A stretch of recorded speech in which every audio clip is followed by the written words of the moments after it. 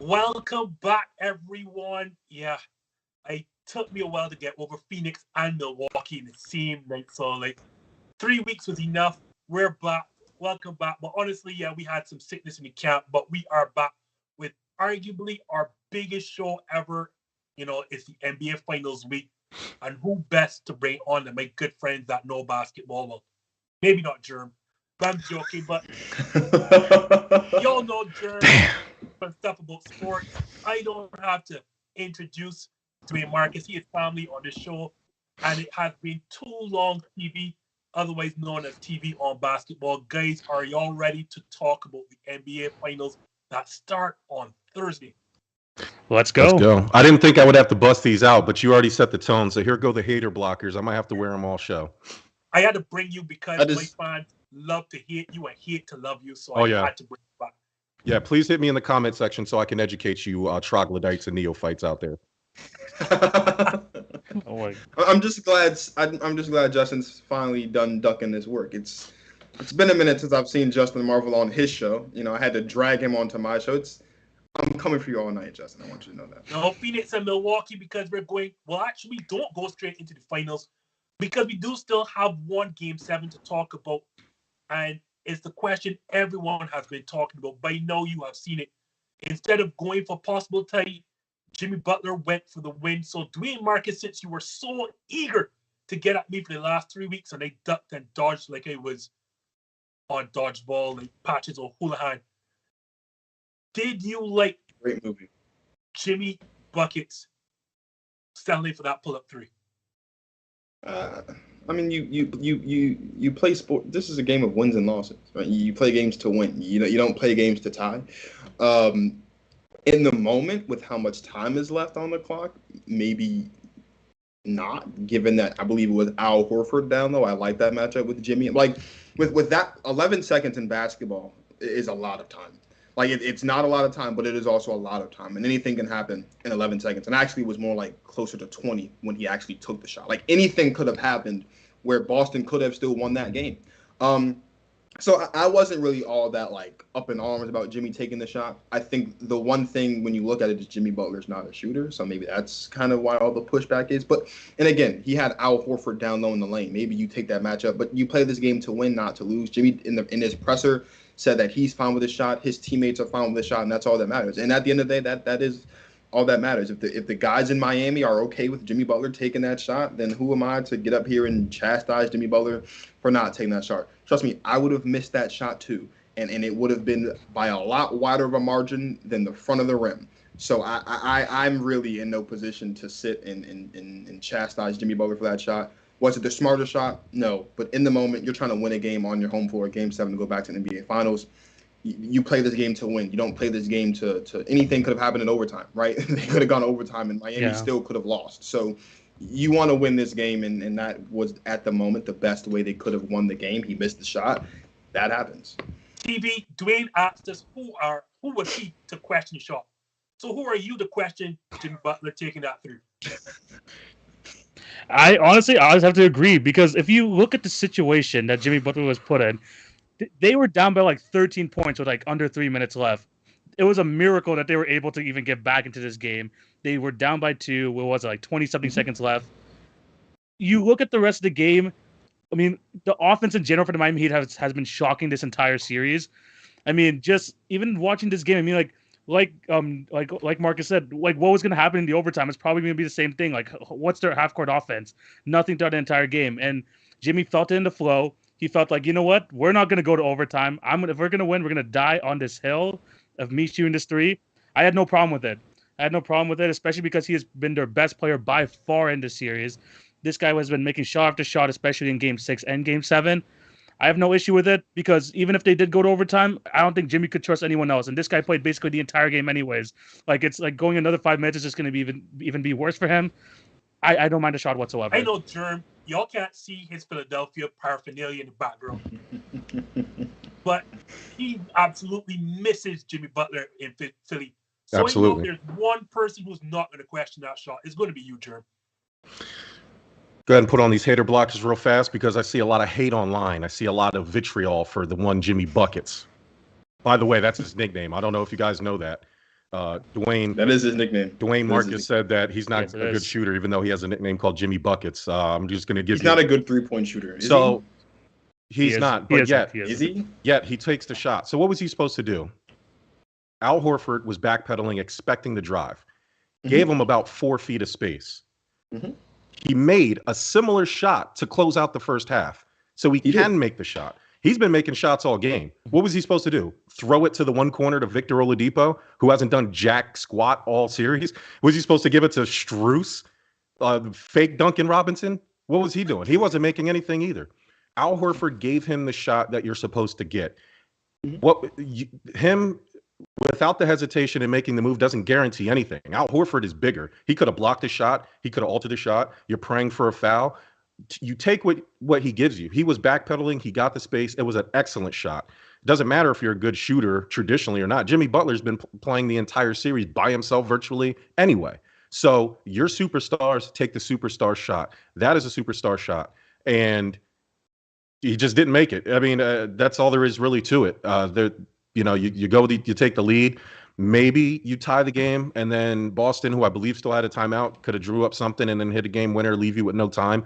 At least if he made the shot, there was still time to stop Boston. They would have had the lead. It was a better shot than there wasn't. Obviously he probably wasn't going through those calculations at the time. He was going for the win, but you take what the defense gives you. And Jimmy, I'm so sorry. And if you find your way back to Philadelphia, I would be really, really grateful. No grumbling on this show. No begging, sorry. no pleading for trades. No. That's not what we're doing tonight. I will say in the moment, the numbers and analytics part of me was like cringing when I saw the shot. But as Jerm said, it's a make or miss league. And if Jimmy hits that shot, we're not talking about this. And I thought Monica McNutt made this perfect point. Strus took an even worse shot the possession before, and it scored, and none of us said anything because it scored. A make or miss league. Yes, Jimmy Butler this season shot 22% from behind the arc. He's won a career, I think 33% from 3. And he's up, I think, 34 for this playoffs. But the reality is, as you all said, not only is he star, like of the final 96 minutes of this entire series, Jimmy Butler played 94 of them. So he missed 2 minutes in Game 6 and played the entire Game 7.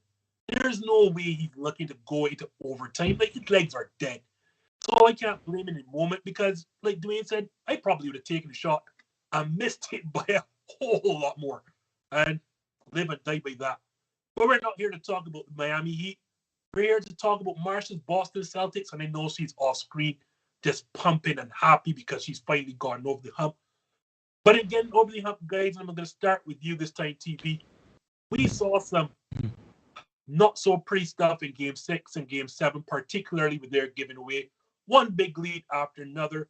So after those 2 last games of the conference finals, going into these NBA finals, should we be concerned about this Boston Celtics team? I would be, but I also will not be. And I hate doing like a one side, the other side type of question, but this is what I mean by this. Yes, the Boston Celtics kind of have these lapses on defense. Their judgment, especially on the offensive end at times, the late game execution has been suspect at best. But I think that is more of a case of them being in a situation to try and like advance to the NBA finals and then kind of like being nervous and all that. But I think things are going to be different going to the NBA finals, knowing that they finally got over the hump. Now that whole like weight has been lifted off their shoulders, I think that they're going to, I wouldn't say they're going to be like, some crazy team in the fourth quarter or they're going to limit these turnovers more.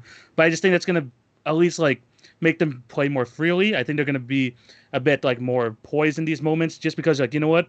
We made it to this point. Now it's time for us to actually try and convert, actually try and like take advantage of this opportunity.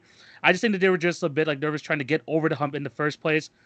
I was doubting it at the time, especially in Game 6 and Game 7, but they were able to. I think that just like puts this whole weight off their shoulders for this Boston Celtics franchise, who have been to the conference finals 3 out of the last 4 or 5 years. They finally got to the NBA finals. I think that this is just a great way to lift off their shoulders, and I think I think they do still have their struggles, but I think it's going to be a lot better going to these NBA finals. Dwayne, do you agree, or should we be concerned about Boston matching up having some sort of carryover from these Eastern Conference Finals? I think we should be concerned, not from a carryover standpoint, because none of the I'll stand by this. I don't care. None of the three teams, healthy or not, like whatever caveat you want to put on it, none of the three teams that Boston faced in the Eastern Conference playoffs can hold a candle to the Golden State Warriors. And I don't even think it's really that close. I think Golden State mops the floor. I know Golden State mops the floor with Miami in a 7-game series. Golden State mops the floor with Brooklyn in a 7-game series. And just because I'm here and I want to be a little nice, I'll give Milwaukee 2 games against Golden State. But I really don't even feel that in my heart. I'm quite positive that the Warriors could beat Giannis and the Bucks in 5. And I say that to say this is not going to be an easy task. Probably one of the craziest stats I've heard in the last couple of days is that per 100 possessions, the Golden State Warriors hold their opponents to 100.6 points.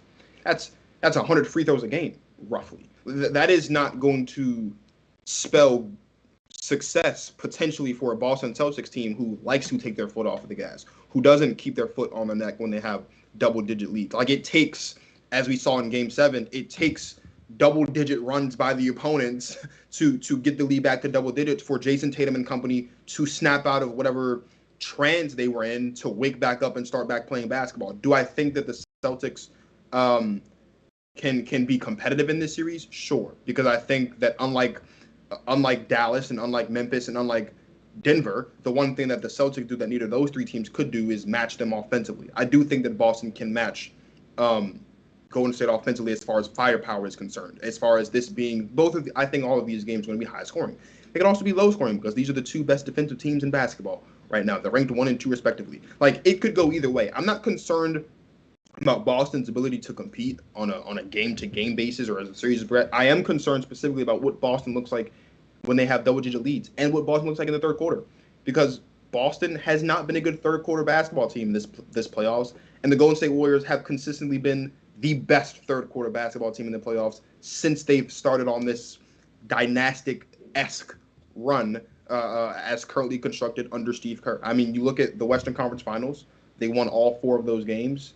The 4 games they won the third quarter all 4 times. This is the best third quarter basketball team in the basketball. And that's really what it's going to come down to, is what Boston looks like in the third quarter. If they come out lazy in the second half, if they come out lethargic, if they come out not swinging, it's going to spell trouble throughout the course of the series, because a double-digit lead can evaporate into a double-digit deficit in a blink of an eye against the Golden State Warriors.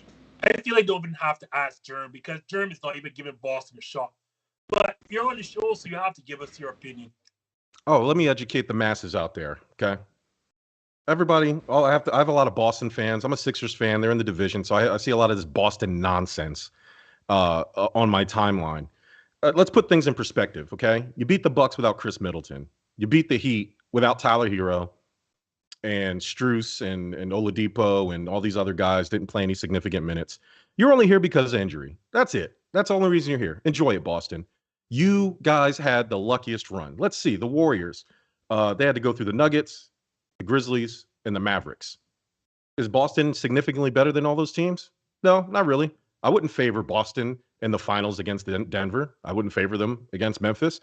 Maybe by a game against Dallas, but Dallas still has the best player in that series. So where is all this Boston love coming from? This word of the day, gentlemen: cognitive dissonance, delusions, grandeur. Great. Okay? Enough of this Boston. Warriors in 5, and I'm only going to give you 5 because the Warriors are going to sleep on them, probably game 1 or 2. That's usually what happens, and the Warriors will wake up. But who's going to stop Killer Klay? Who's going to stop Steph Curry? Who's going to talk back to Draymond Green? He might make somebody cry. Time Lord's going to do it? No. Enough, Boston. It was cute. Nice little run there, but it's over. The lies you have all been living are over because the Golden State Warriors are the truth. So we don't Wait, just real quick. Go I just ahead. want to ask one quick question to my guy Jerm down here. Yeah. You do take Boston, or you take Denver and Memphis in a 7-game series over the Boston Celtics? No, sir. I don't think you heard me. I take Denver, I take Memphis, and I take Dallas in a 7-game Well, the series. Dallas one I'm not really concerned about, because I could see I could see it Luka, either way. that's Either way. But I'm talking more so Yes. Memphis Yes. and Denver. Yes. double huh. I don't know. No, that Denver one. The is Denver very, one is the one that Denver, concerns me the most. I gotta say. Doesn't concern me at all. Denver has been the better team all year, and that's without Jamal Murray. I'm talking this Denver team. Never mind the one with Jamal Murray on it. I'm talking about this Denver team. Your MVP, your guy. He's not my MVP. No, I know he's not mine either. But Oh. at the end of the day, he's the MVP. He's carried this team. So yeah, I will give them the shot. And that's the only team they probably have a shot against if I'm thinking about it. We don't have to ask Jerm the last question at the end of the docket because he's already said Warriors in 5. I'll add to this and see, I am concerned for many reasons. One of which, what makes Boston so great, or a potential threat to win the title. I mean, they're in the finals after all. Is the defensive side of basketball, but with a chance to close out a series at home, they gave up 111 points, and not just 111 points to any team. They gave it up to that offensively inept Miami team, who was playing with one player. Then Bam Adebayo was not even looking at the rim at one point. You had a situation, Tyler Hero was not playing. Kyle Lowry only wanted to sit on the floor like he was a 5-year-old child, had no desire to play basketball, just always lying around on the floor, flopping his life away. That was an offensively inept Miami team. Your strength, your calling card is on defense. You gave up 111 points to that team. On top of that, Jimmy Butler, playing with one knee, was able to score 47 in game 6, turn around and play score 35 in game 7, playing all but 2 of the last 96 minutes of the series. On top of that, you let one big lead after another wilt away. And again, it goes to the opposite side now. I have a problem with their offense. And all Miami did at the end of game 7 was to simply trap or double team Jayson. Tatum forced the ball out of his hands, and everything went all right. Marcus Smart took the last 4 shots of Boston. Like, think about that for a second, right? Marcus Smart took the last 4 shots for Boston. And why that is so troubling, right? To Dwayne's point, this is a veteran Warriors team who has grown accustomed to closing out teams, whether at the start of the third quarter or towards the end of a game. You are not going to get away with that against Golden State. You can do that against Miami with their troubles, with their injuries, and that bad offense. You are not going to get away with a team, especially when, let's say, for argument's sake, you take the ball out of Steph Curry's hand. Their point guard basically is Draymond Green. He is intelligent enough to attack Q4 and 3. That philosophy is not going to beat Golden State. And I have a problem if you're going to have those defensive meltdowns and you are going to have your struggles on offense. And everybody knows I'm not really a fan of what Boston does on the offensive side. That being said, guys, and this time, Jerm, I'm going to start with you, and you're licking your chops at this one, I know. Yep. I just talked about how great that Boston defense is. And we all know the offense that is Golden State, Steph, Klay, and now Jordan Poole in his shooting. Who has the edge in this series? Is it Boston's D or the shooting, particularly the perimeter shooting of Golden State? It's the shooting. It's the combination of the shooting in Golden State and the fact that Boston has to run set plays to get their offensive going. So if this turns into a game and they're turnover prone, and who's one of the best teams in transition in the league? It's going to be Golden State, because not only do they have athletes that can drive to the basket, they have 2 guys, and actually 3 guys, that can hit transition threes. And don't forget, Gary Payton II, after that dirty, I can't curse on this show, Dylan Brooks, we should have known better, considering who he keeps in his bed. Look that up, kids. We'll keep this G-rated, but Dylan Brooks, weird guy. But they can't. Nobody has been able to stop Golden State. This is what, their 4th finals trip in 6 years. I mean, the formula works. 6 and 8 years. See, it's even more impressive than I thought. So, no, Boston, you're a knockoff Golden State Warriors, and knockoffs will never, ever defeat the original. So we got that on the way. Dwayne, matchup wise, who has the edge? Is it Boston's D, Golden State shooting? First of all, there's a reason why they say that a child should stay in a child's place. I wish I didn't look that up. He did warn It me is- not to look at I told you. It is it is 100% going.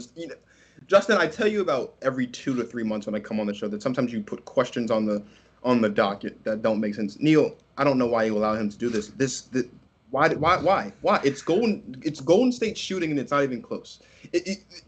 You can't. Steph Curry is the greatest shooter of all time. Klay Thompson is the third or second greatest shooter of all time. This is the greatest shooting backcourt of all time, and they're coached by another one of the greatest shooters of all time in Steve. Like they shoot the lights out of the building. I just sat here and told you like 5 minutes ago that a 15-point lead by Boston can turn into a 15-point deficit in 3 minutes. It is the shooting of the Golden State Warriors that is an issue because it's not just Steph and Klay, and it's not just the shooting. I think maybe it's because we're so used to what we fail to acknowledge is because this team can shoot so well, they play outside in. We look back at like the Spurs back in the day in the late 90s, early 2000s. They used to play inside out. The Warriors do it the other way around. They're so lethal around the perimeter that they force your defense to extend, and then Draymond's eating up inside, and so is Kevon Looney, and so is Andrew Wiggins, and so is everybody now eating up inside. And then once you get comfortable doing that, they go like shooting the lights out of the building anyway. Jerm just mentioned they have 3 of probably the best transition 3-point shooters in the game on the same team. Like, this is not going to be an easy out by any stretch of the imagination for the Boston Celtics. I love Jayson Tatum. I love Jaylen Brown. I think that this run, as improbable as it may seem, I don't think it was an accident. I don't think this is a Cinderella run of sorts. Like, this is a good basketball team, and injuries or not, like, they did what they had to do, and they're here. But the Golden State Warriors have been shooting the lights out of the building for the last 8 years, and it's resulted in, 4 championships now? Like, it's 3. Okay, well, they'll have a 4th in a week and a half time because that's what they do. The Boston Celtics aren't going to be able to stop Steph Curry and Klay Thompson and Jordan Poole and Andrew Wiggins and Kevon Looney. It's just too much. It is just too much. And so unless all 5 of these guys in the starting 5 grow 4 extra arms and 2 extra legs so they can run faster, steal the ball, and block more shots, it's Golden State shooting. And you know that. Why are we doing this, Justin? Like you know this in your heart. You know this. You just wanted to make sure that the show got to an hour, right? That's what it is. You just wanted the show to be an hour. Because we've been away for too long, so you had to stretch the. So you wanted to add 30 minutes to the show, ladies and gentlemen, by adding this obnoxious question. He's gonna do this. He's gonna. I know what he's gonna do, and I hate you for it. I always have and I always will. Whatever. I'm done.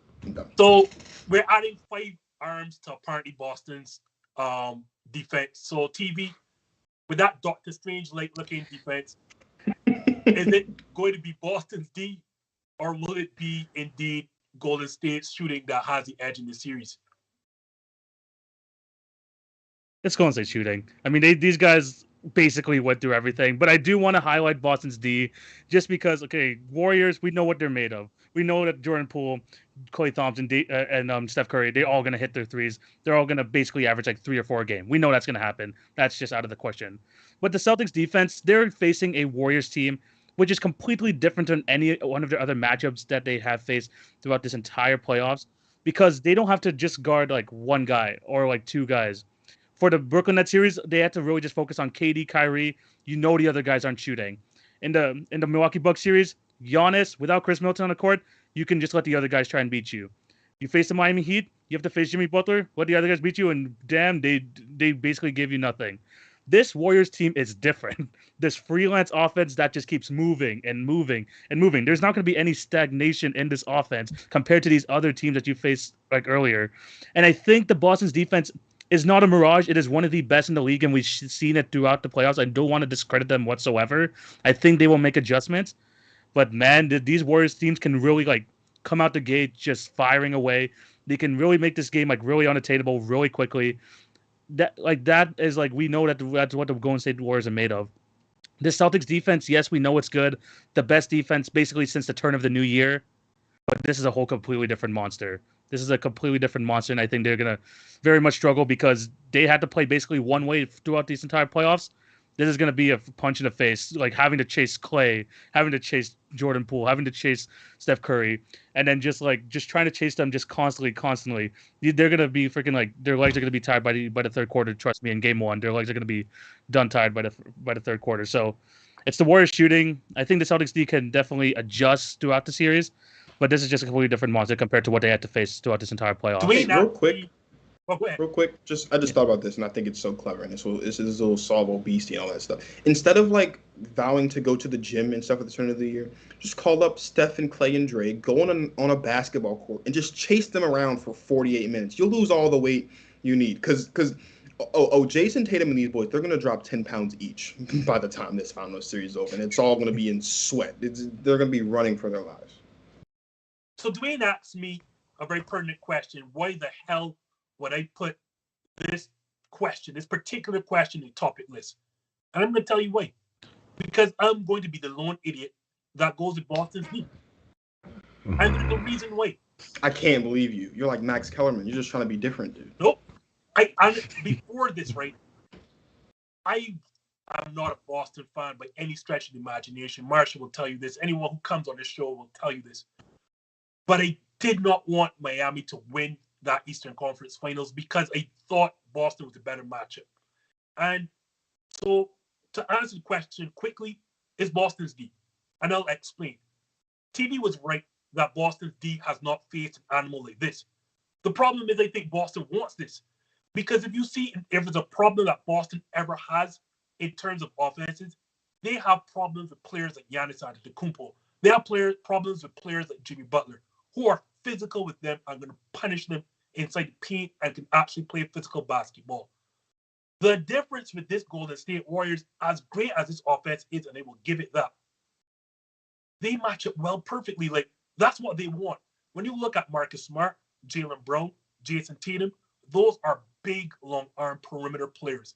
They're going to get physical with Steph. They're going to get physical with Klay. They're going to get physical with Jordan Poole. They can run around with them.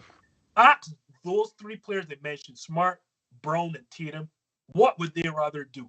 Would they rather pound away with Jimmy or Giannis Antetokounmpo, or would they rather chase Steph Curry, Klay Thompson, and Jordan Poole off the mark? And they'll tell you they'd rather that.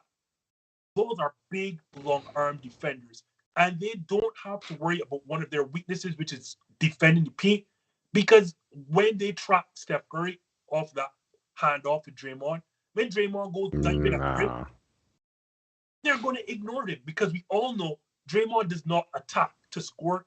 He's going to attack to make an extra pass. And even if Draymond wants to try and finish at the rim, they're not going to care.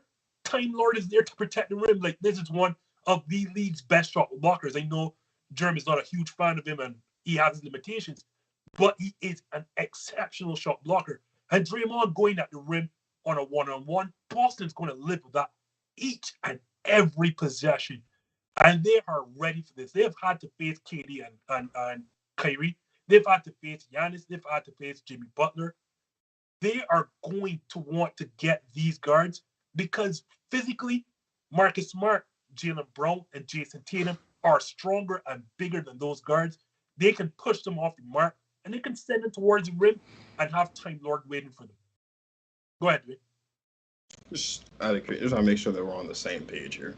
It is your belief, Justin Marvel of the hashtag This Justin Sports Show, that having faced KD and Kyrie, right, and faced Giannis, and faced Jimmy Butler throughout the course of the Eastern Conference Finals, has made the Celtics want to run 15 miles in a game, every game, against the Golden State Warriors. Like, I feel, and I know you're not doing this, but I feel like, number one, you're highly overestimating the Celtics' ability to switch defensively and keep up with Steph and Klay and Jordan Poole, whilst also underrating the Warriors' ability to continue to run around. Like, they will pass until the shot clock hits 1 if they have to get an open shot. And I'm glad you brought that up because I forgot there's a main point.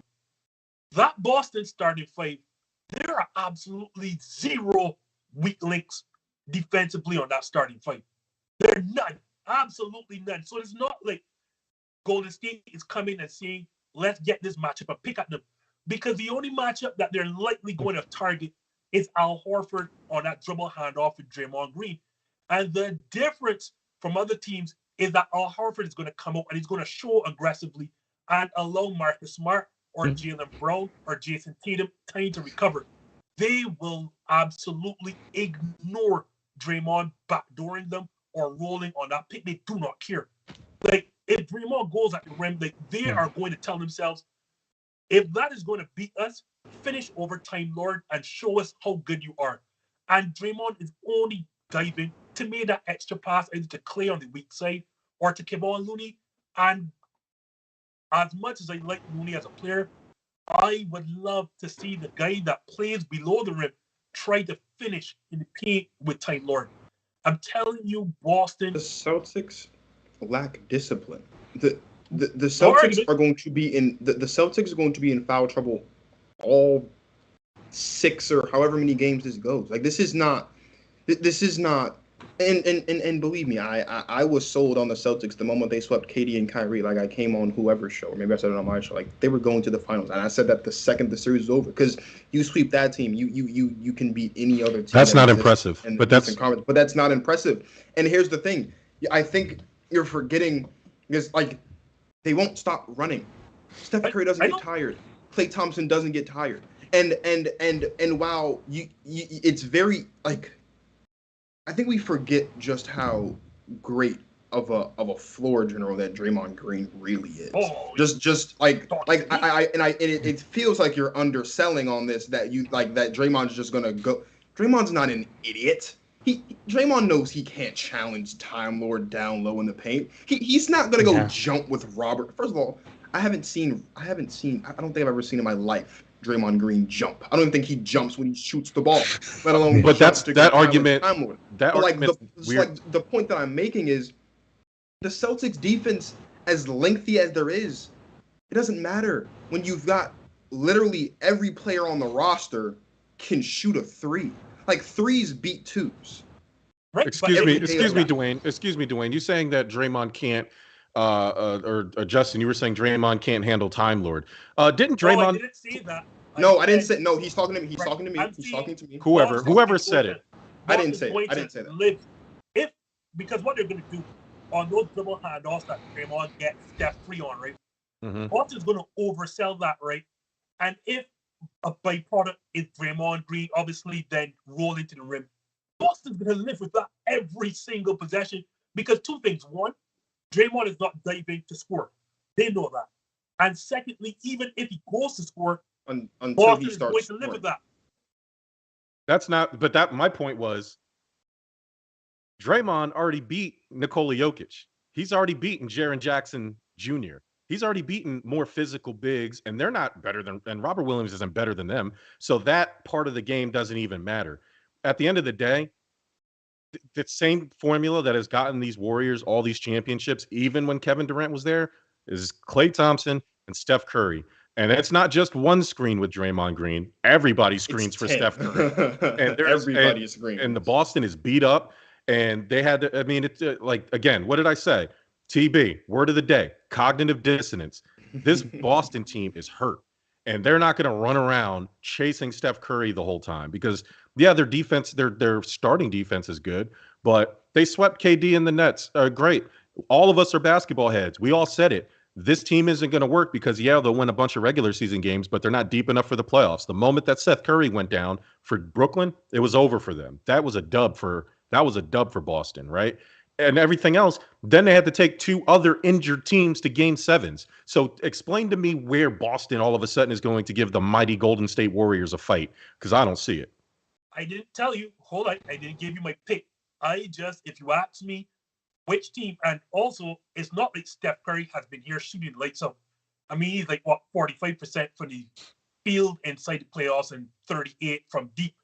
Like, I'm telling you, if you want to ask me which is the edge, I'm going to give it to Boston's D, because I know that's tried and trusted. And yes, obviously Golden State's shooting, but I've not seen it so far in the playoffs, but I won't go on. Why did you just turn your nose up at a 38% clip from 3? Like, that's not Steph Curry. But that's still elite. Like, that's still not something that anyone. Okay, and it's also not just Steph Curry hitting 40% of his shots from three. It's also Klay Thompson hitting 40% of his shots from three. And it's Jordan Poole hitting 35% of his shots from three, whatever his number is. And it's Andrew Wiggins somehow being productive and giving you 17-ish points a game. And it's Kevon Looney stepping up. Kevon Looney, by the way, should have been the MVP of the Western Conference Finals, not Steph Curry. Oh, my Lord. And Oh, my God. Kevon Looney plays good basketball. It's fine. But, like, it's more than just Steph Curry shooting and running around. Like, this is not. Oh, no argument there. This is. I don't like what I'm hearing from you, Justin. Well, so before I'll let somebody else say something. The only thing I wanted to add to my previous statement is Boston, yes, they are a good defensive team, but they're an average, maybe below average rebounding team. Guess what two players have the most offensive rebounds in the playoffs? It's Andrew Wiggins and Kevon Looney. So if the Boston Celtics can't find a way to get rebounds, they have no chance in this series at all. Well, we're going to get to that right now because I'm going to start with TV. Basketball is a game of matchups, and we all know that. And each and every team is going to target their particular matchups. TV, which of these matchups inside it? We've called a number already. Which one in particular do you think is going to decide the series? Okay, this is going to sound really odd. But I'm going to be looking to the bench for this one. I'm going to be looking at Derek White versus Jordan Poole. Here's why. We talked about Jordan Poole before the series, before the episode started, and we talked about how a way Boston can really take advantage of the series is by attacking kind of the defensive liabilities on the Warriors, whether it's Stephen Curry, Jordan Poole. We know Poole can get buckets. We know that he's able to get his 16, 17 points or whatever. But if he's going to be a liability on the court when it comes to late in games, he can't finish fourth quarters. When you look at Derek White as well, we've seen that he could be such a huge impact on the defensive end. But the Warriors, whenever Derek White's going to be on the court, they're going to be daring him to shoot. And if you've seen in Game 5 and Game 6, Derek White can hit shots, and a bit in Game 7 as well. He could definitely hit shots when he's called upon. Now, can he do that? Can he do it consistently against the Warriors? I'm not sure, because this guy, if you can go small, add him to the lineup, especially late in games, it's another switchable guy who's a smart defender, who can get into those passing lanes, who can kind of at least be a body to kind of keep up with Klay and Steph. But if he's not going to give you anything offensively, you can't play him at the end of games. And in Jordan Poole, I think he's a bit more important to that team than Derek White is to the Celtics. But if he can't play, then that's just another non-offensive player that you're going to have on the court, a non-shooter, anything that can hurt the Warriors. I think Derek White also is going to play a huge part in the series as well. So I think that matchup, if any of those guys can stay on the court and give you something on both ends, I think that's going to be something that can really tilt the series. I like Jordan Poole because I'm going to get to that just shortly. Jerm, what's a matchup that you're looking at that will possibly decide the series? I'm going to think outside the box here. And Justin, me and you are kindred spirits and that we're numbers guys. So I'm going to give you a number. The matchup that is most important is rest. Which team is more rested? 80% of the finals winners win game one. So whoever wins game one, 80% of the time in the 75 or whatever years of the NBA have gone on to win the NBA finals.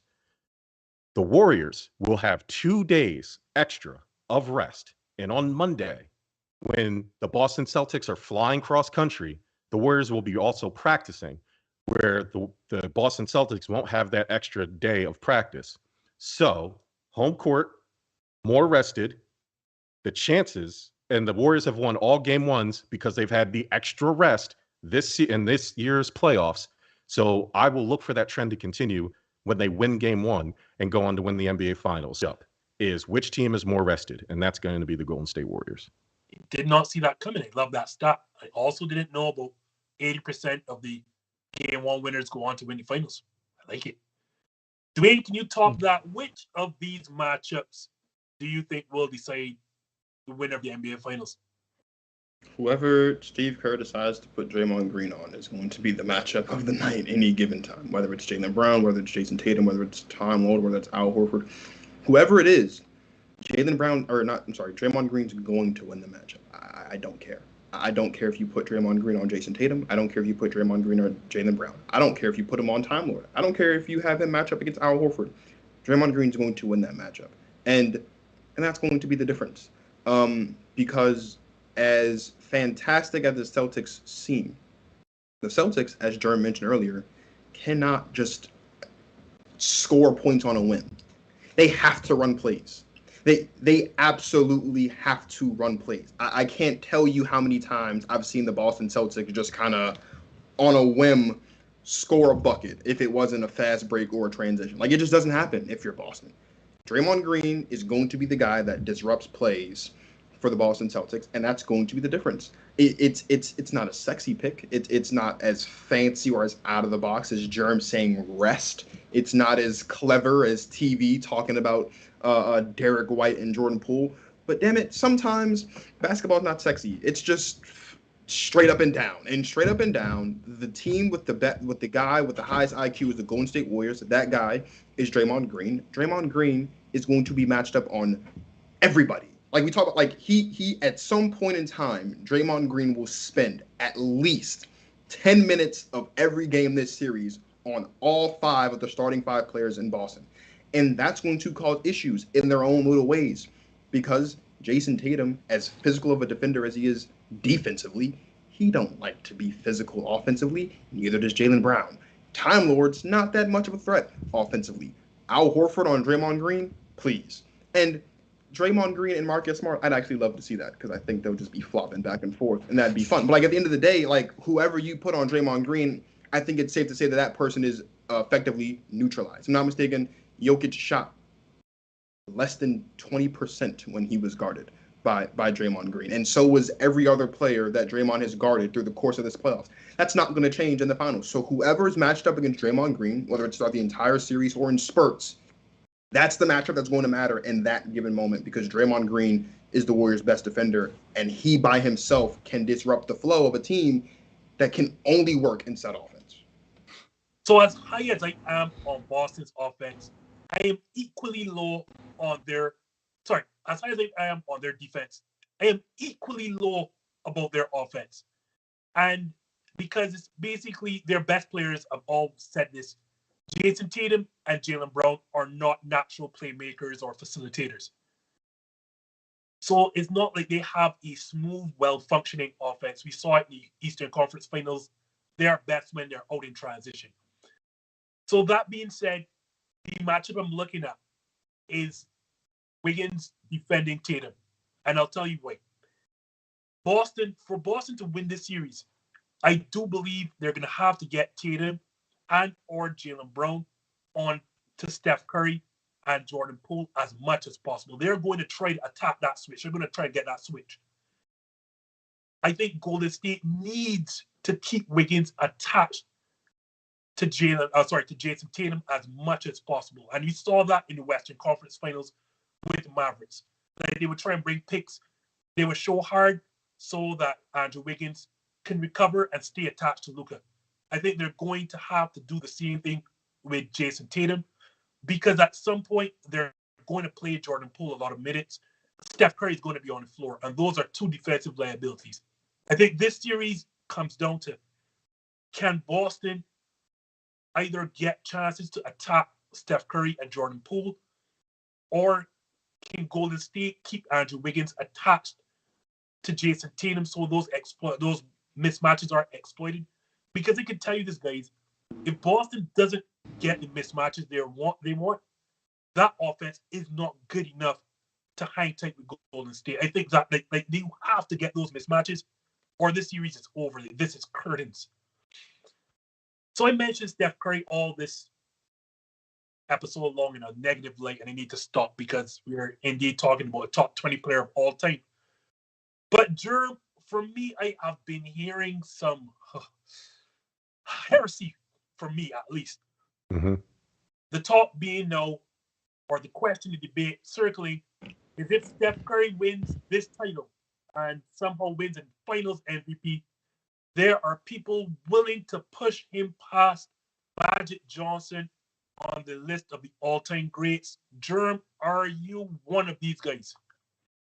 I can be talked into it. The Magic Johnson, these guys, the older guys, they get the advantage of time, right? The longer Magic Johnson stays in the media and he stays getting these NBA jobs, the bigger his legend grows, and it kind of overinflates what they did in their career. Magic Johnson, he was part of Showtime Lakers, but he had a lot of Hall of Fame players with him that helped him grow that. I don't think Magic Johnson revolutionized the game the way that Steph Curry did. So I could be talked into it. Steph Curry deserves a lot of flowers. I think Magic Johnson gets a little bit. I'm not going to go crazy and say he's overrated, but people, there's like a grandeur thing that happens to these old time players, and we kind of remember them for being better than they actually were. So Magic Johnson couldn't shoot.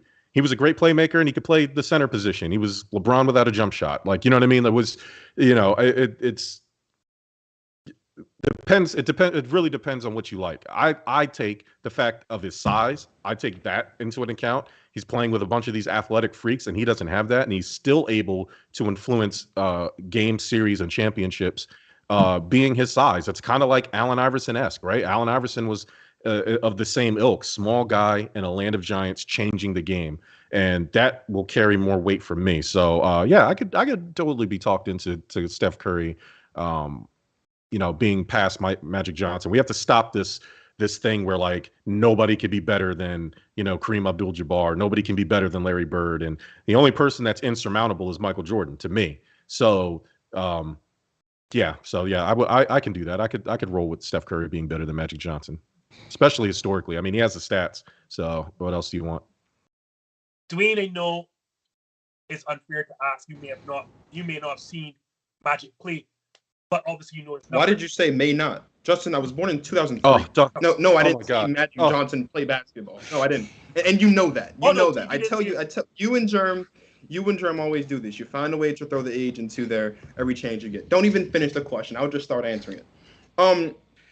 The wave, as the kids say nowadays, the hip thing to do is compare championships. Gentlemen, if Steph Curry wins a championship this season, will he have more championships than Magic Johnson? If my memory serves me correctly, no, he won't. And if Steph Curry wins the championship and wins Final MVP this season, will he have more Finals MVPs than Magic Johnson? Again, if my memory serves me correct, no, he will not. So just off of that alone, I'm inclined to say no. But I'm not a championships guy, and I can't be, because I think that LeBron's the greatest player of all time. Because he is. Whatever. Steph Curry will not pass Magic Johnson if he wins a championship this season. To Jerm's point, Steph has revolutionized the game of basketball.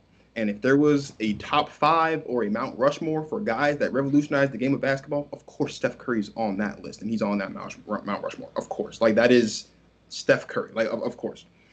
But me personally, I don't think that Steph Curry is going to pass Magic Johnson as the greatest point guard of all time. And I think a lot of that has to do with just the simple fact, and it's not Steph's fault, and maybe this shouldn't be an argument, but I think it's a point worth discussing, is that Steph's not a traditional point guard.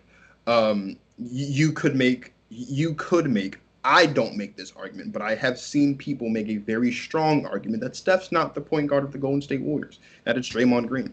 That's a valid point to make. And I won't crucify you for making that point, because traditionally, the way that basketball was back when you guys had to sit for your oil paintings because you couldn't take pictures, was that the guy that was the primary ball handler was the point guard.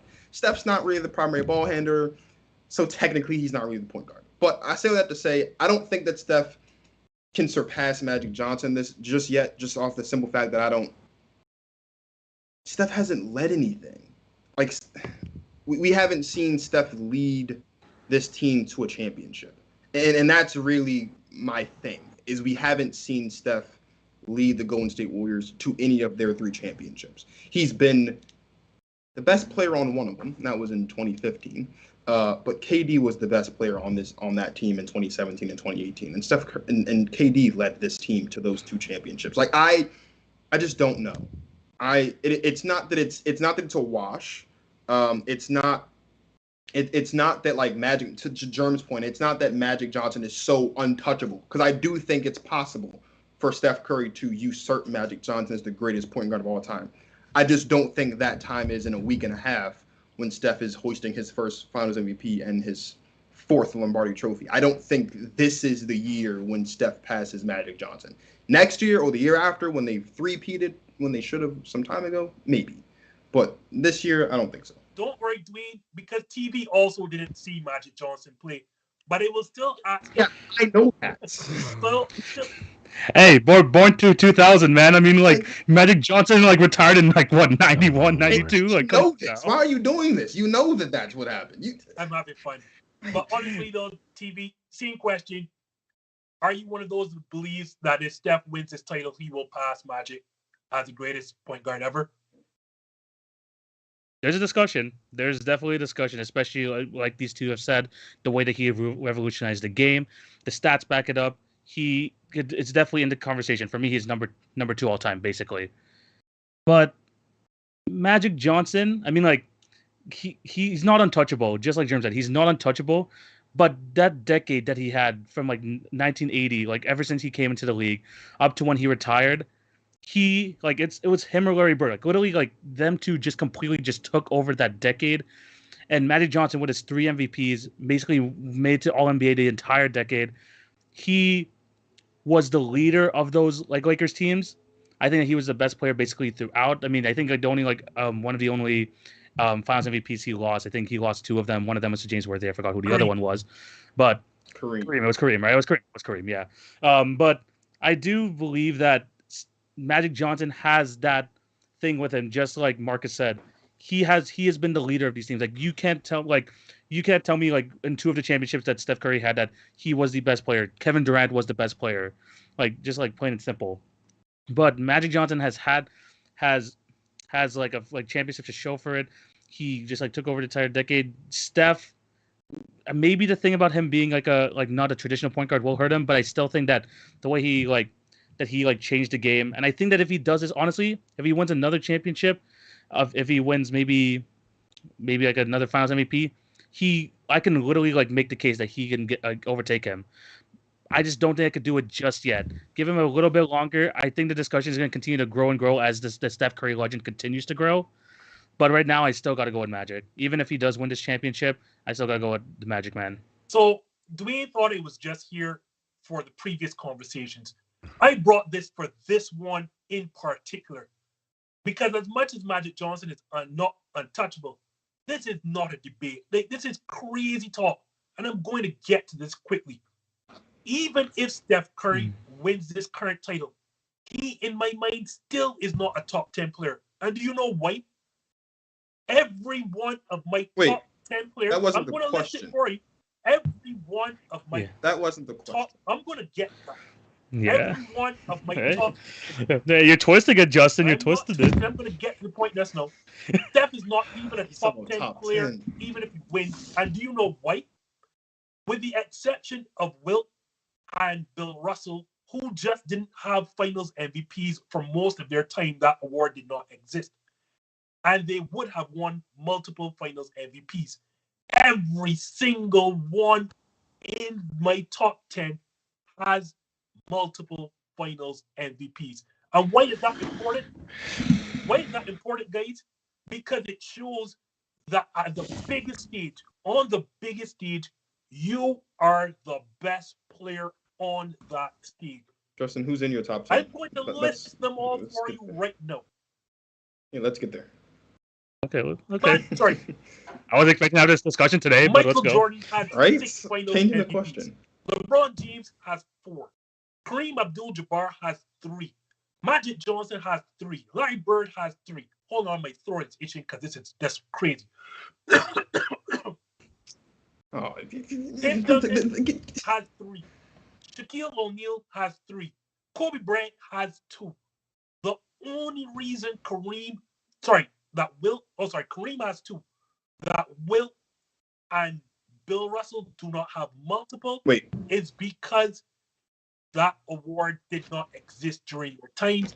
Hakeem Olajuwon has 2. You are not telling me a man that will probably just win 1 Finals MVP is better than those 11 players I just listed who has multiple. If Bill Russell is in your top 10, Steph Curry is better than Bill Russell. And I'll die on that hill. I will die on that hill. Yeah, we got to stop putting these guys like the Bob Cousy. Bill Russell won 11 championships when there were 8 teams in the NBA. I don't want to hear anything about Bill Russell. I don't want to hear anything about Bill Russell being top 10. Hey, Dwayne, I'll take it a step further.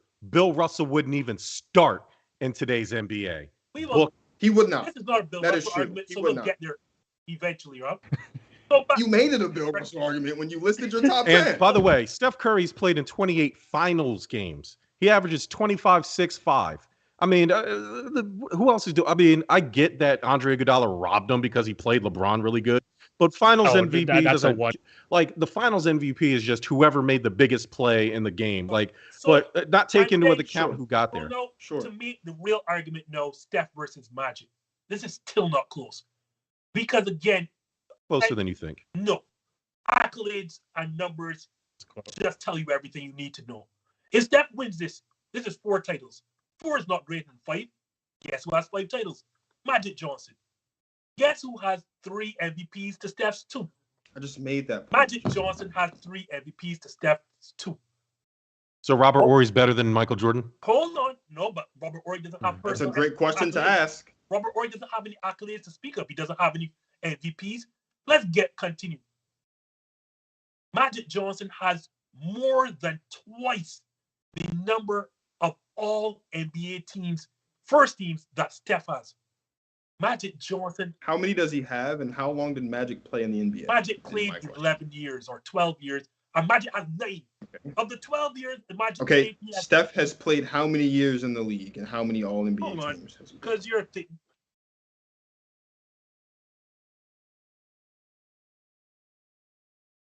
Thank you. Let's be serious thank here. you. Thank Thank you. you. Let's be Thank you. serious. Hey, Justin, okay. hold on. Hold on. just Neil, real quick. the voice Justin, of God. because You're the Hey, same no, guy. The Neil, Justin.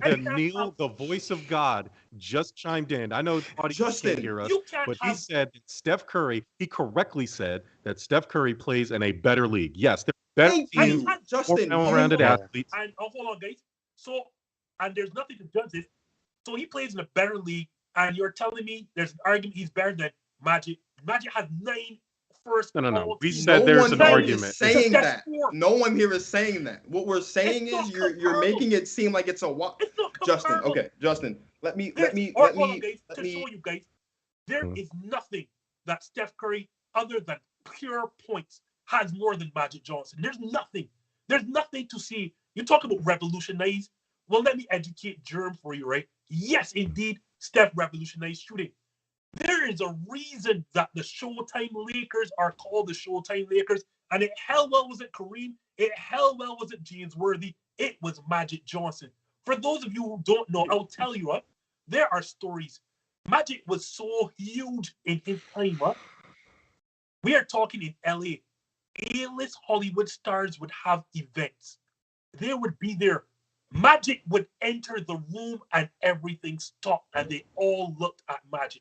That is how huge. You can say the same Magic thing about LeBron is now. talk- Okay, exactly. That's what happens when you're a megastar. Exactly, Magic. That doesn't Magic is take away a from the fact that megastar. Magic revolutionized the point guard position. The reason we have Penny Hardaway and LeBron James at 6'9" playing point guard is because of Irving Magic Johnson. Never in our and the life. reason The argument you can of make that same argument for why kids Oh. my age when we were in grade school would shoot To show you paper how balls in the great- trash can and say Kobe. And it's the same reason Hold why on, there's I'm 6 not and done 7-year-olds now playing pee-wee talking basketball, about shooting threes revolutionizing from the half game. court. Magic was so great coming in as a rookie without then arguably the greatest player of all time then was Kareem Abdul-Jabbar.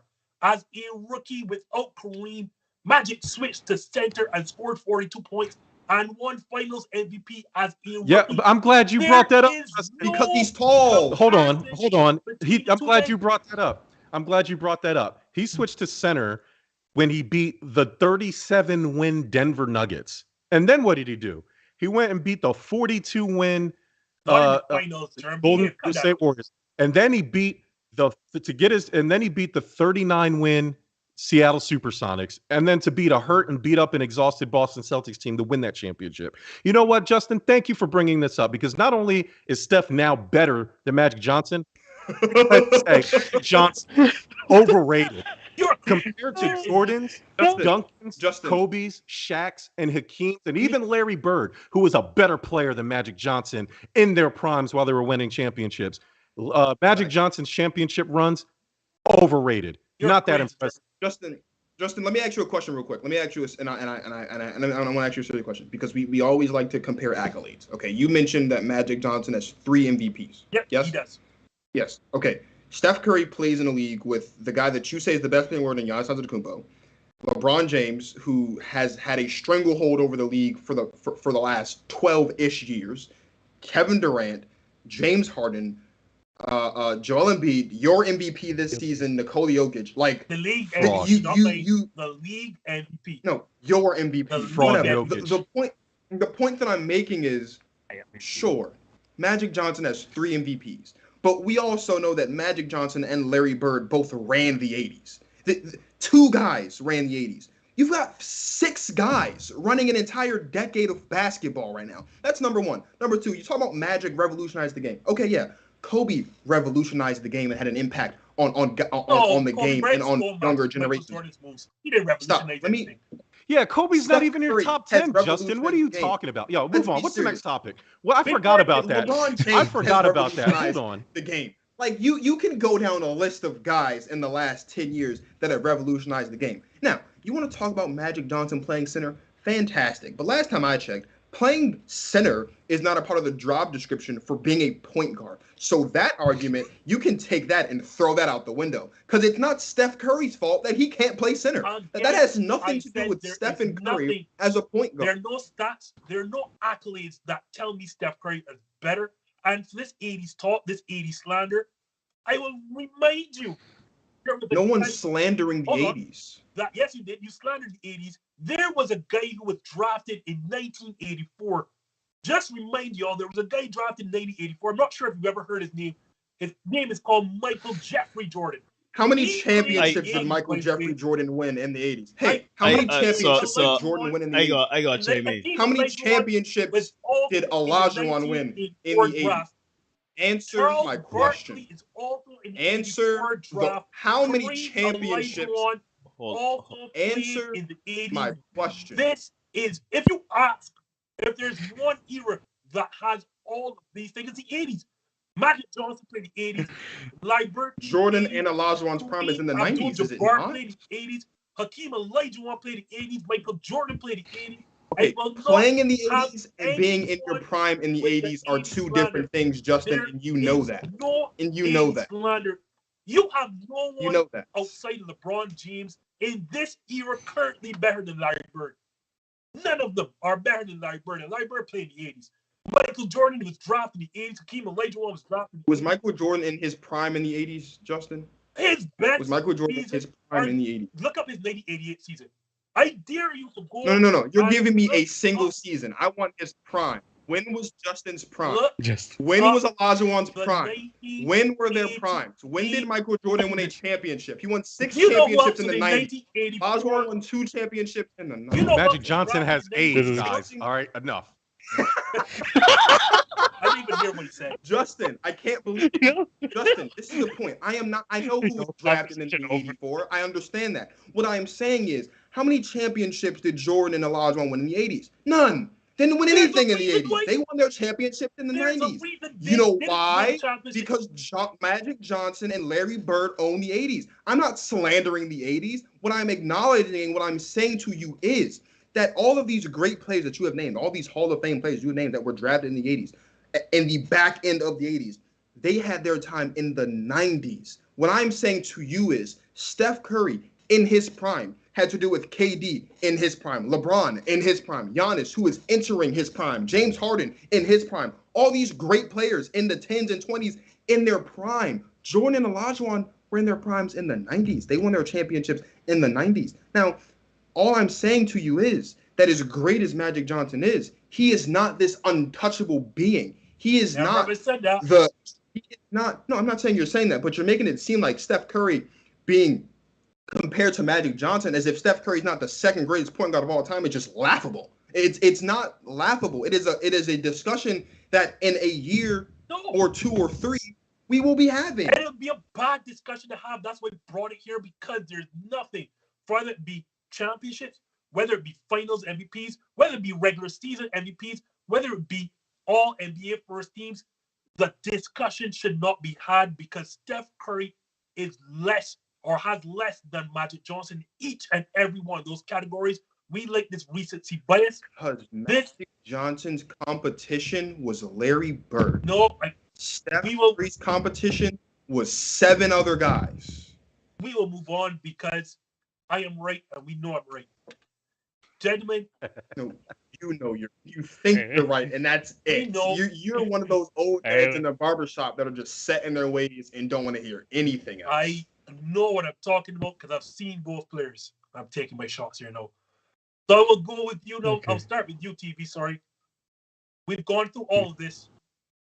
Most of you have Golden State to win this title, but what can Boston do to pull the upset?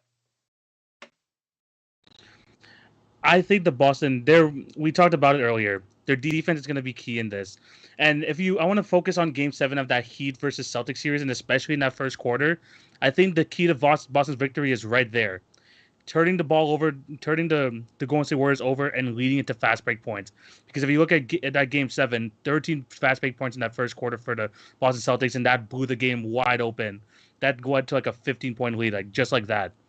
If they could do that against this Golden State Warriors team, who are prone, where we talk about how great their offense is, they are prone to turnovers. They pass the ball a lot, but sometimes you see Steph kind of do too much with a pass. You see these guys kind of be a bit lazy with the pass. We've seen that throughout basically their entire run, starting from 2014. They can turn the ball over, but if the Boston Celtics can convert those into baskets, I think that's going to be a key for them in this series. But besides that, their stars in Jayson Tatum and Jaylen Brown, they have to match with the Golden State Warriors stars because you're going to get the 25 to 30 points per game for Stephen Curry. You're going to get the 17 from Jordan Poole. Klay Thompson, I think, is going to probably have this best series here, probably averaging near 20 points or over 20 points a game. If they can match up with those guys, with Jaylen Brown, Jayson Tatum, and maybe one other guy, whether that is, a Marcus Smart who actually did pretty well scoring the basketball in the last series or something like that, they can win the series, but that's going to be a hard ask because, as we mentioned throughout this entire podcast, this Warriors team offense is lethal, but there is that one flaw in that offense, and that is the ability to score inside consistently and just forcing turnovers. If they could do that and convert those points on the other end, the Boston Celtics have a chance in the series. They really do. I didn't even ask Jerm because he's given them absolutely no shot, but let's say we sprinkle some pixie dust on Ime Udoka and his team. What do they do with that pixie dust to make this a series? So I have to shout out Ime Udoka because he is a former Sixers assistant, and we let him go for Doc Rivers, and I was really sad about that because when we fired Brett Brown, I wanted Ime to take over the team, and then once we realized we weren't doing that and he went to Boston, I wanted us to get Kenny Atkinson from Brooklyn. Neither of that happened, and here we are. So I wanted to shout him out. The most ignorable players... Mm-hmm. Have to thank you for my head coach Monty Williams. Thank you so much. Yeah, I know. Sixers are just giving everything up and letting everybody else eat, and we're just scratching our heads. And Matisse Thybulle. Anyway, so I did think about this question, and if I had to answer it, what Boston can do is the other guys are going to have to hit the open shots they haven't been hitting in this playoffs. I'm looking at you, Derek White. I'm looking at you, Marcus Smart. You will largely be ignored by the Golden State defense. So if you can hit those open three-point shots and open the lanes up for your driving forces in Jaylen Brown and Jayson Tatum, who will find you for kickouts, and maybe Al Horford, he's been a little bit more consistent than them two, but I'm looking at Derek White specifically because this is what they brought you in here to do. Yes, you are a 34% three-point shooter. Not great, but not awful either. Hit the open shots. Anybody who's shooting around the 35% mark for three-pointers, I expect you to hit the wide open three. And you will get those opportunities. Can you take advantage of those? I don't know. But if Boston is to have any shot, they're going to have to do that. So, yeah, Derek White and then maybe Marcus Smart, who for some reason thinks he's better than he is, and he likes to drive the ball. And he's like fake Jimmy Butler, but stick to what you do best. Same thing, Dwayne. What can these Celtics do to win the Larry O'Brien Trophy? They're going to have to do what is the hardest thing to do in basketball, I think. And that's beat the Golden State Warriors at home in a playoff game. It's not impossible, but it is very hard to do. If I'm not mistaken, the Warriors have home court advantage. The Boston Celtics have to figure out a way to do what they did to the Heat. The Warriors are a much better team than the Heat, don't get me wrong. But the Boston Celtics won 3 of their 4 games against Miami on the road. They're not going to win 3 games against Golden State in Golden State. That's not going to happen. They're going to have to figure out a way to win one of them. Like they're going to have to figure out a way to steal home court advantage. I'm with Jerm. They're not going to win game 1 because they don't have the rest. They're going to have to travel from Boston to Golden State. And also, they're probably going to lose that entire day because of jet lag and all that stuff. So they're already going to be behind the 8 ball there. They're going to have to figure out a way to win game 2. That is Boston's only shot, in my opinion, of winning the championship, is winning game 2. If they don't win game 2, I don't think Boston will win anyway. But if they don't win game 2, it's going to get really, really tough. Because Golden State with a 2-0 lead going into Boston is almost just drawing the scarlet letter over your door. Like it's going to be about as good as over. It's a tough ask, but like that's their best shot. We can get into the schematics, we can get into the X's and O's and the matchups, and we've already talked about how you specifically, Mr. Marvel, have talked ad nauseum, might I add, tonight about how the matchup favors defensively the Boston Celtics. I don't know how you came to that conclusion still, but that's your story. You're going to stick to it. That's what you believe. I don't believe that. I do think this is going to be the most interesting finals we'll see and the most exciting finals we've seen since 2016. That I do believe. And in order for that to happen, the Boston Celtics are going to have to win at least 2 games on the road, I think. That's a really tall task to do. But if they can get that done, then that's their best chance. Because unless you're LeBron James, or apparently Jimmy Butler, who had to channel his inner LeBron James and D Wade in Game 5, people don't win closeout games in Boston. It's not something that happens very often. Like LeBron James and Jimmy Butler are the last 2 players to do it. Jimmy Butler a couple days ago, LeBron James a couple years ago. It's very hard to win a closeout game in Boston. That's what's going to have to happen if they want to win a championship. And I'm hesitant, but I think they can. It's a tall ask, but I think they can steal a game. And then, like we always say, a playoff series doesn't start until the road team wins, and then we'll have ourselves a good series. Which ain't gonna happen, Jack. In the comment section from Sherlock Hemlock, shout out to you. He says, "I have a serious question. Why are the Warriors favored in this series?" And I'm going to tell you why. Again, stat guy. Guess how many Boston players? Actually, I'll lead with the Warriors. 123 minutes or players overall in Golden State championship history have finals experience. Guess how many players on this Boston team, or how many games? I'm sorry.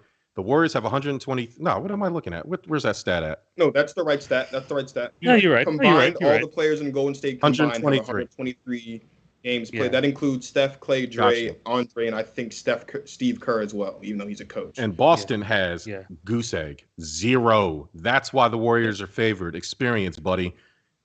Mm-hmm. Well, and also they're the better team. That too. Yeah, well, there's that. So guys, well, I'm glad you brought up this point, Dwayne, about having to win on the road, because it's pertinent to this Boston team who has 7 road wins already in these playoffs. Yes, 7. And I'm not making up that number. They won 2 in Brooklyn, 2 in Milwaukee, and 3 in Miami. Yeah, that's 7 road wins. So if there is a team that could possibly steal one on the road in Golden State, it may indeed be Boston. I'm not saying it's going to happen, but if there's a team left in the playoffs, well, I mean, Boston has already pulled off 7 road wins. That's fair. That's super fair. What I will say, I like TV's point. If Golden State has a weakness, they are a high turnover team. And Boston loves to live in transition. Like Jaylen Brown and Jayson Tatum are at their best in the open floor. They're going to have to cash in on those turnovers because those turnovers will indeed come. They're going to have to punish the Warriors anytime Jordan Poole steps on the court. And this is no knock on the young man. I have nothing against him. He is indeed a defensive liability. And Jayson Tatum and Jaylen Brown are going to have to find a way to switch on him and take advantage. And they're going to have to find a way to make a living on the offensive glass, because as we know, Golden State is also a very small team. Those 3 things, they're going to have to capitalize on the turnovers that will come. The Golden State will turn over the ball. There's no ifs, ands, and buts about that. Those turnovers are coming. You're going to have to transform those into points, and you're going to have to punish Jordan Poole. Like Golden State likes to play him, and you have to say, all right, well, if you want to play him, we are going to take advantage of him on the defensive end. So, Dwayne, I'm going to start with you now to close out. What must Golden State do to capture their fourth title? Their fourth title in, 8 appearances? I mean, Yes. they just have to beat Golden State. I mean, this is a team that, in their history as currently constructed under the Steve Kerr era, they've lost 2 series in the playoffs. They've both been final series. It was the unfortunate 3-1 collapse against the Cavs, and it was in 2019. And you can make the very strong argument that if it weren't due to injury, they would have won that chip too. It is hard to beat the Golden State Warriors in the finals. They just have to beat Golden State. I mean, they've proven to be virtually unbeaten in this atmosphere of basketball. I don't really know what exactly they need to do better to ensure victory, because as much as it's possible that the Celtics are salivating at this matchup, like you know the Warriors are salivating at the matchup too. Like Draymond wanted Boston. Draymond knew they were going to get Boston. Like they're more than well enough prepared for Jayson, Tatum and company to come to San Francisco and them to go to Boston. Like this was not a surprise to them. They were very aware that this was likely going to be the matchup that they got. I don't think there's any keys to success here for Golden State. It's the Golden State Warriors we're talking about here. Like great players and great teams win championships, and this is a great team with great players that has won 3, and they're about to add a 4th one to their trophy case. I wish I had a more analytical answer for you. I wish I had something that you could clip and post on your page in a couple of days. I don't. Like, this is a great basketball team. They're the better basketball team.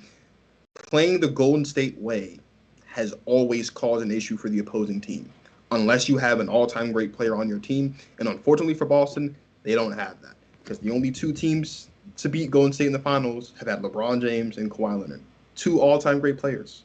The Boston Celtics don't have that. So unless they can break some rules and figure out a way to get an all-time great basketball player on this team before Thursday, the Boston Celtics aren't going to win this series, and that's really all it is. There's nothing the Warriors need to do. They just got to play basketball. Show up. TV, what do the Warriors need to do to win that Larry O'Brien trophy? I mean, Marcus basically simplified it as much as you can. I'm even going to simplify it more. Just hit your shots. That's what Golden State does. If they can hit their shots, they're going to win the series. The only time I feel like that there was any sort of resistance to this team in this playoffs was against the Memphis Grizzlies, where they had a couple of games there where they just couldn't buy a bucket, and the Memphis Grizzlies took advantage. And I think if those games are very few and far in between for this Golden State Warriors teams, the Boston Celtics have to pounce on those opportunities. But you're not going to get. But it's hard to say that you're going to get that 4 out of 7 times in the series. You're just not. And you got these guys, Steph, Klay, Dre, Jordan Poole, all these guys, they can hit shots. And especially with those 3 guys in Steph, Klay, and Dre, they've been here multiple times. And the dynasty is going to continue. It started without KD, continues with KD, and even post KD, it's still going to happen. And that constant with Steph, Klay, and Dre, they know what it takes to win. They just have to hit their shots. If they can hit their shots, plain and simple, they win the series. Tell me, they just need to show up. Yeah, just don't drink too much at the club the night before a game. Stretch properly. That's about it. Maybe give like 65% effort on defense, because all they have is Jayson Tatum and streaky Jaylen Brown. Marcus Smart's going to flop. Don't fall for the flop. Don't get into foul trouble. That little things. Just show up, stretch a little bit, and just coast your way to a easy 4th or 5th championship. That's all they got to do. Just be there. All right, I'll give some more context here. I think I mentioned it earlier. I think the key to the series, as I said before, they need to keep Andrew Wiggins attached to Jayson Tatum. I think anything else is asking for trouble, because I don't think Klay Thompson, as he is right now, wants to match up with Jayson Tatum. So I think just like what the Warriors did with the Mavericks, keeping Wiggins attached to Luka, every time Luka got subbed, they subbed out Wiggins as well. I think they need to do the same here with Jayson Tatum. And I'm not telling you Jayson Tatum is this all-time player. I'm just seeing with players like, Steph and Jordan Poole, you don't want those mismatches because Jayson Tatum will live at that. Send Jaylen. Don't get it twisted now. You see Killer Klay during these Dallas series? He's back. Killer Klay is back. On offense, but I don't Klay know. Thompson's, I don't know. Klay Thompson's my vote for Finals MVP. Finals MVP. Killer. Send Jaylen Brown left. I don't know why teams don't realize that Jaylen Brown is not any good going left. Send him left and make sure to keep Al Horford and Kevon Looney off the offensive glass because you know this is not exactly a great rebounding team. You don't want to be giving a team second and third opportunities. Solo TV moment in question because we're going to skip Jerm. Jerm's already given us our 4-1 prediction. Yep, Warriors in 5. TV, who wins and why? I'm going to give you guys one more step before I give my prediction. The Boston Celtics have not lost back-to-back games throughout this entire playoffs. And one of the reasons for that is they're just so good at making adjustments. Ime Udoka always takes what he learns from the last series, like from the last game, makes the adjustments, is able to come out, produce a victory. I think that's going to break to this series. But if there's one thing for sure, I think the Boston Celtics are going to be prepared. I think they know more than anyone. Just as well as us, is that a lot of people are doubting them. They know that the Warriors have been here multiple times already. They expect them to win, and I think they're going to use that as bulletin board material. They're going to continue to just add stuff to the board just as extra motivation. I think I see a scenario where maybe Jayson Tatum is getting maybe a lot of pressure put on him. I see maybe Jaylen Brown. I wouldn't say maybe taking over if they do win the finals as the finals MVP, but he does have opportunities there. I still think the Warriors are favorite, but I think a lot of people are not giving Boston enough credit, especially for how well they have played since the turn of the new year. I'm going to go with the Warriors. Give me them in 7. I think this goes the distance. I know Jerm went 5 there. I think that's definitely bold, and it definitely could go that way, but I'm giving the Celtics a lot more credit than they should be given. I mean, they had a tough road to the finals, going through the Nets, the Bucks, and now the Miami Heat. The Warriors, I don't think are not accustomed, at least in this playoffs, to playing those tough games, those really close games. Because let's be honest, took care of the Nuggets, took care of the Grizzlies quite easily, and the same thing with the Dallas Mavericks. It's been basically cakewalks throughout the entire way. The Boston Celtics had to claw, they had to scrap, they had to go through the trenches just to be able to get into this position. I think they'll be able to tough it out. But I still think the Warriors' experience and all the other stuff we mentioned before is going to take them over the top. So give me the Warriors in 7. Dwayne Marcus wins and why? When the Warriors first won, I got on my show with Blaine, which dropped on Sunday, I believe. Go watch it. And I said that I had Warriors in 7. An hour ago when I was recording, 2 hours ago, I've been with you for an hour, Justin. 2 hours ago when I was recording the show that drops tomorrow, I changed my pick. I've got the Warriors in 6.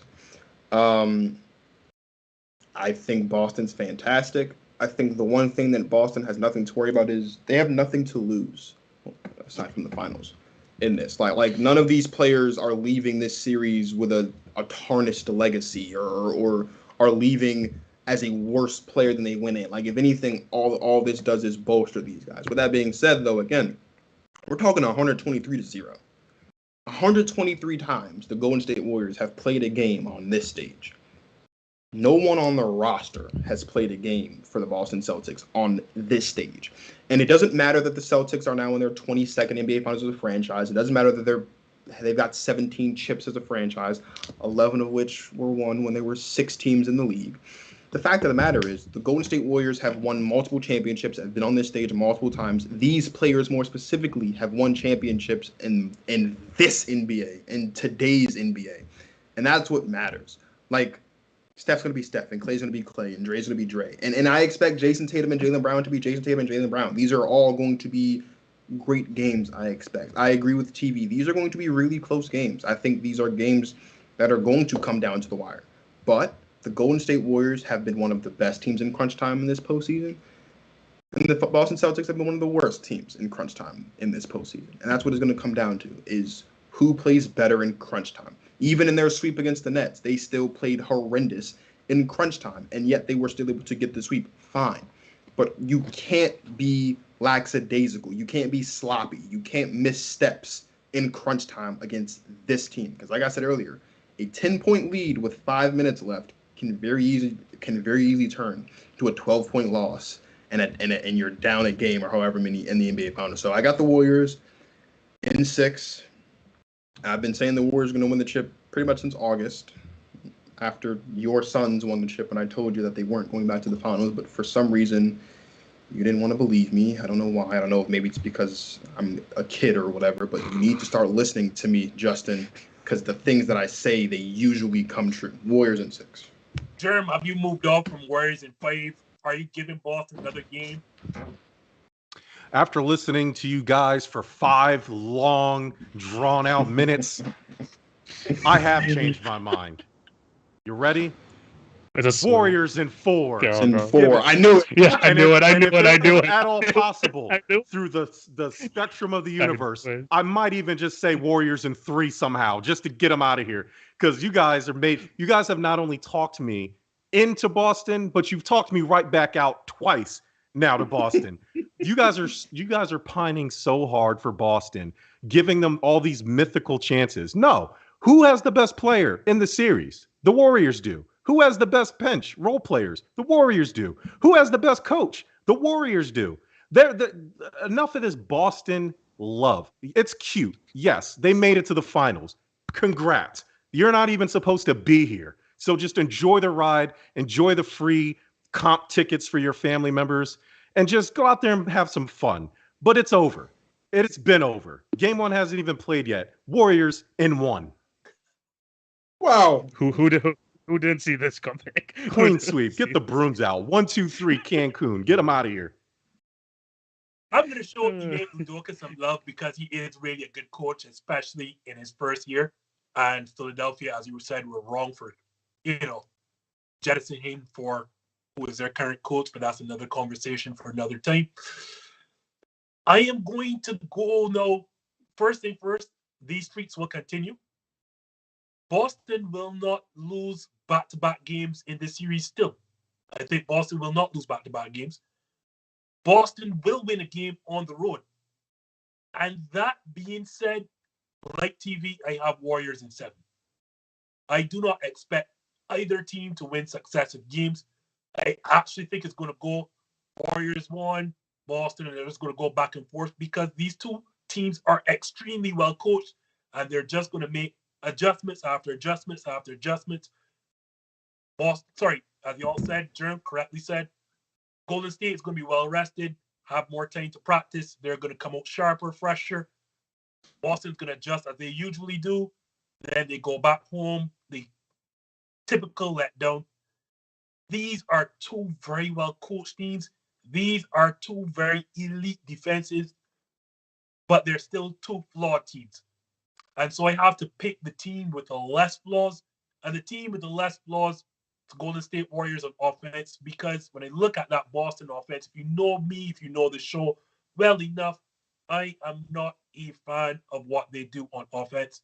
Their two best players in Jayson Tatum and Jaylen Brown still have to become better playmakers because it means you have the ball starting in Marcus Smart's hands.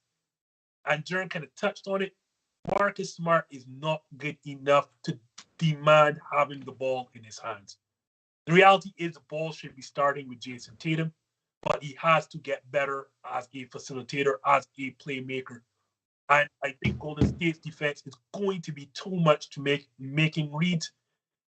I love the defensive adjustments that both sides are going to make, but I'm going to say, like y'all said, like when you have 123 games of experience in the finals and the other team has none, unless you have Magic Johnson, unless you have LeBron James, Kawhi Leonard, Giannis Antetokounmpo.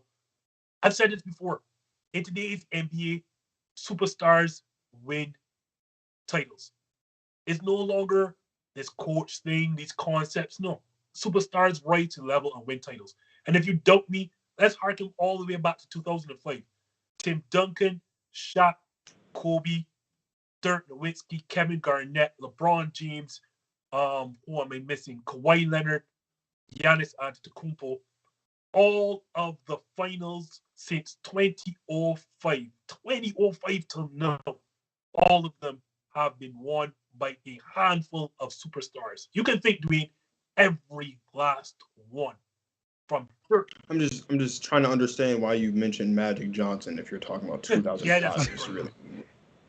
But honestly, if you harken back to 2005 all the way up to 2021, every single NBA title has been won by a superstar.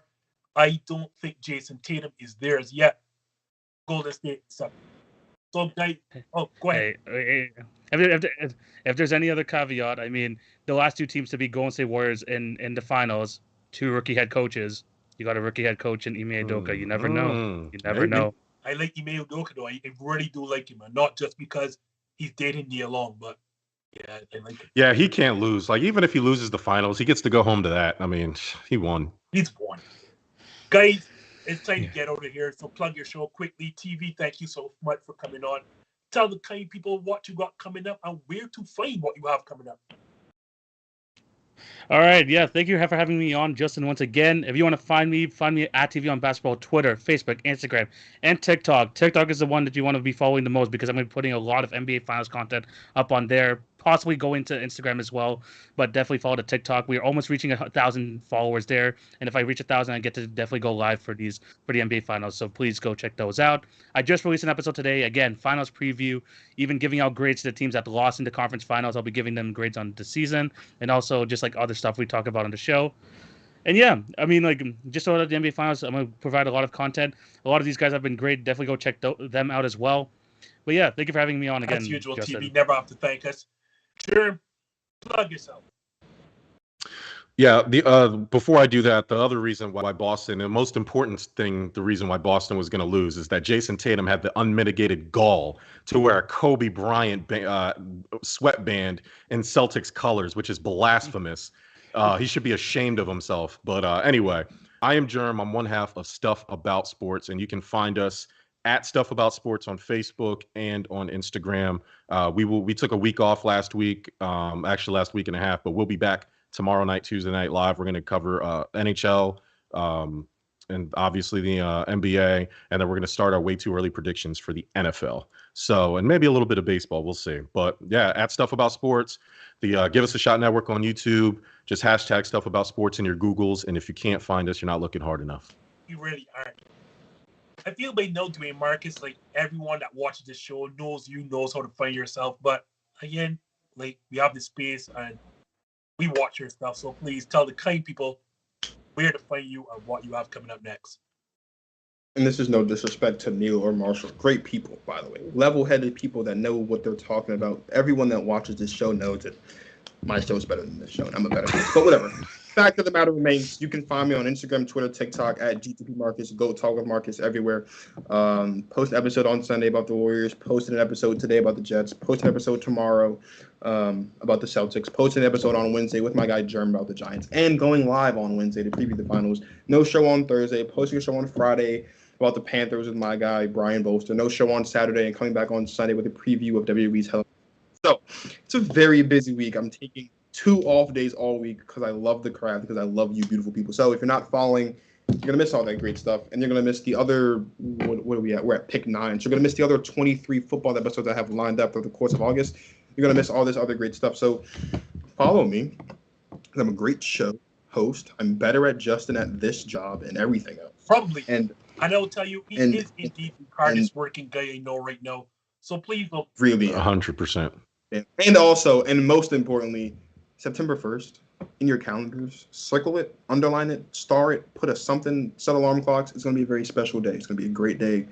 It's going to be a magnificent day. And if you don't have a reminder for that day, then you're not going to know what's going on September 1st. So make sure you mark September 1st on your calendars so that you can be tuned in on what happened September 1st. But in order to be tuned in, you got to follow me. So again, follow me. And we just hit 100 subs on YouTube the other day too, which is great as well.